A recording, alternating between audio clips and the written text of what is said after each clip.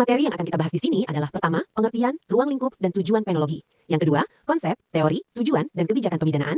Lalu dilanjutkan kelembagaan, regulasi, budaya, dan ditutup dengan jenis atau macam pidana. Apa itu penologi? Secara etimologi, penologi berasal dari bahasa Latin poena, hukuman, dan logos atau logi, ilmu, yang berarti ilmu tentang hukuman. Jadi, secara umum, penologi dapat diartikan sebagai ilmu yang mempelajari tentang kejahatan, pemidanaan, dan perlakuan terhadap narapidana yang merupakan bagian dari kriminologi. Ilmu ini berfokus pada sejarah, teori, jenis, dan efektivitas hukuman serta rehabilitasi untuk mengubah pelaku menjadi anggota masyarakat yang taat hukum.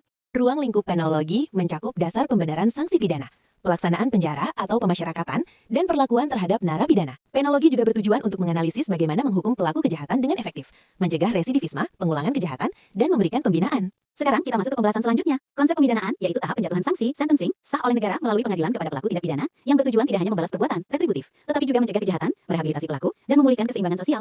Sistem hukum modern termasuk di Indonesia, kini bergeser dari sekadar pembalasan menuju keadilan restoratif dan rehabilitasi. Teori absolut atau retributif, pembalasan, adalah konsekuensi logis atau balasan setimpal atas kesalahan pelaku. Menghukum karena pelaku melakukan kejahatan. Quia peccatum est. Teori relatif atau tujuan, deterrence atau pencegahan. Pemidanaan bertujuan mencegah kejahatan, nepecetur, agar pelaku tidak mengulangi perbuatannya, dan masyarakat takut. Teori gabungan, menggabungkan unsur pembalasan yang adil dengan tujuan perlindungan masyarakat dan perbaikan pelaku. Tujuan pemidanaan di Indonesia atau sistem hukum modern atau KUHP baru. Rehabilitasi, memperbaiki pelaku agar dapat kembali menjadi anggota masyarakat yang baik. Restoratif atau pemulihan, menyelesaikan konflik, memulihkan keseimbangan, dan mendatangkan rasa aman di masyarakat. Pencegahan, memberikan efek jerah atau deterrence, baik khusus kepada pelaku maupun umum kepada masyarakat. Protektif, melindungi masyarakat dari potensi bahaya yang ditimbulkan pelaku. Kelembagaan dan regulasi terbagi atas Yang pertama, kepolisian, yang berfungsi sebagai sarusungsi pemerintahan negara di bidang pemeliharaan keamanan dan ketertiban masyarakat dengan regulasi Undang-Undang Nomor 2 Tahun 2002. Yang kedua, ada kejaksaan sebagai pelaksana kekuasaan negara di bidang penuntutan berdasarkan Undang-Undang Nomor 16 Tahun 2004. Ketiga, ada kehakiman dengan regulasi Undang-Undang Nomor 48 Tahun 2009. Selanjutnya, advokat, yaitu orang yang berprofesi sebagai pemberi jasa hukum baik di dalam maupun di luar pengadilan dengan regulasi Undang-Undang Nomor 18 Tahun 2003. Dan terakhir ada pemasyarakatan sebagai subsistem peradilan pidana yang menyelenggarakan penegakan hukum dengan regulasi Undang-Undang Nomor 22 Tahun 2022. Kita lanjut pada pembahasan mengenai jenis atau macam pidana. Yang pertama adalah pidana mati. Jika didefinisikan, pidana mati adalah sanksi yang dilakukan dengan pilihan perbuatan yang mematikan kepada pelaku tindak pidana yang telah diputus bersalah berdasarkan putusan pengadilan yang berkekuatan hukum tetap. Salah satu contoh perbuatan pidana yang dapat dijatuhi hukuman mati adalah pembunuhan berencana. Hal ini sesuai dengan ketentuan pasal 340 KUHP yang menerangkan bahwa barang siapa dengan sengaja dan dengan rencana terlebih dahulu merampas nyawa orang lain diancam karena pembunuhan dengan rencana dengan pidana mati atau pidana penjara seumur hidup atau selama waktu tertentu, paling lama 20 tahun. Ada juga pidana penjara, yakni bentuk pidana pokok perampasan kemerdekaan yang diatur dalam pasal 12 KUHP, terbagi menjadi penjara seumur hidup atau waktu tertentu, 1-20 tahun. Pidana ini bertujuan untuk pembinaan, rehabilitasi pelaku kejahatan agar kembali berguna bagi masyarakat serta perlindungan masyarakat. Salah satu contoh perbuatan pidana yang dapat dijatuhi pidana penjara adalah pasal pemerasan karena sesuai dengan ketentuan pasal 368 KUHP.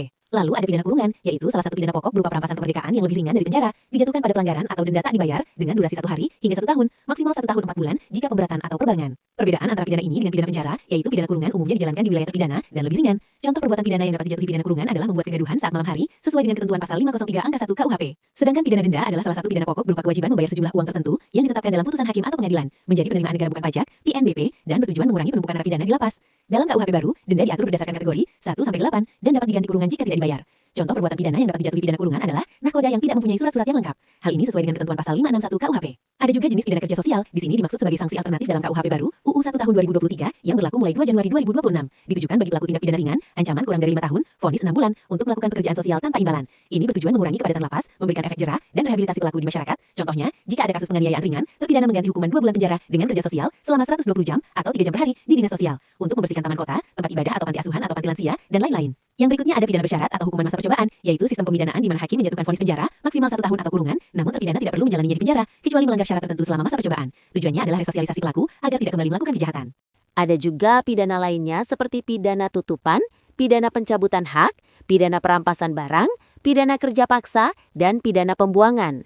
Semua pidana ini terdapat syarat dan sanksi yang berbeda, namun dengan tujuan untuk menjadikan narapidana berubah dan kembali menjadi masyarakat yang taat.